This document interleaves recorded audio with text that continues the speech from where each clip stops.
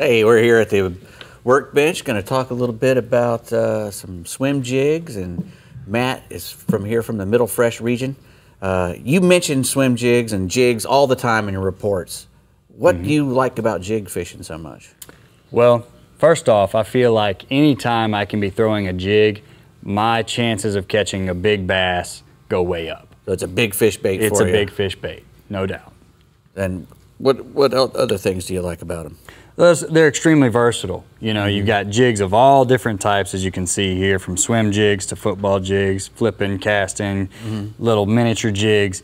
And so you can always find a jig that suits your needs. Right. Regardless of what the pattern is, what type of cover you're fishing, you can always find a jig. And like I said, if you're fishing a jig, your chances of catching a big one are good. So I always like to go to it. Is it a seasonal thing? Are there certain seasons when you say, okay, it's time for us to start picking up these jigs? Or?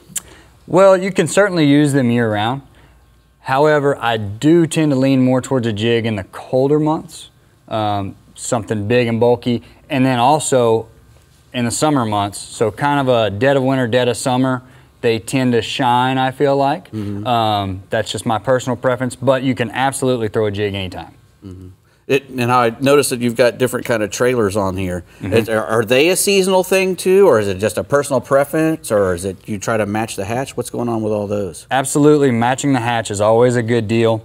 The seasons have a lot to do with it also.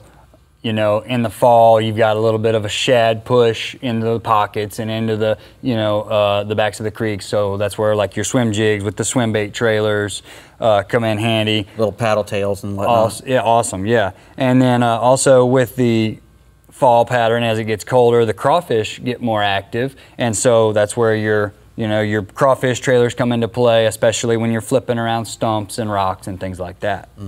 Now, I know that when we're using them a lot, we have to keep them moving because we have a lot of vegetation in our areas. When you're fishing, do you like to fish them on the bottom, or is it a different type of deal no matter what? Well, it depends, so it depends on what lake you're on, what source of cover that you're fishing.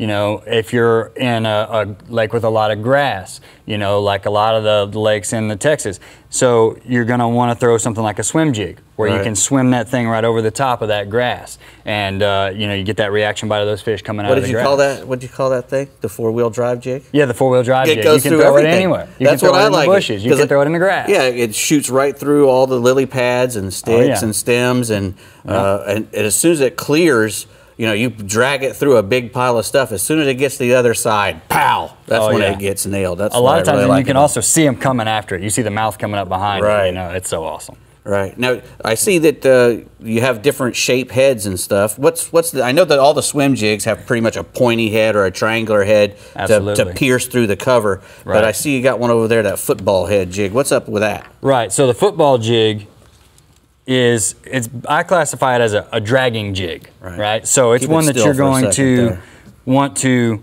when you find an area, mostly an offshore deal, when you're looking deep water, usually deeper water, when you're looking at a clay bottom or a rocky bottom, something hard, right, or rough. And so what that football jig does for you is when you're pulling it across that rougher bottom, it's got this 90-degree line tie here. So as it's pulled and it makes contact with a rock or a little bump in the bottom or a little stick or something like that, like on my hand here, it's gonna wanna stand, right? It's gonna raise the tail up. It's gonna wanna flip those claws up like that. It's kinda hard to do here on my hand, but when it's in the water, it's gonna do this, and so those claws are just steadily flickering up like a crawdad or like a little bluegill feeding on the bottom, something like that. Right.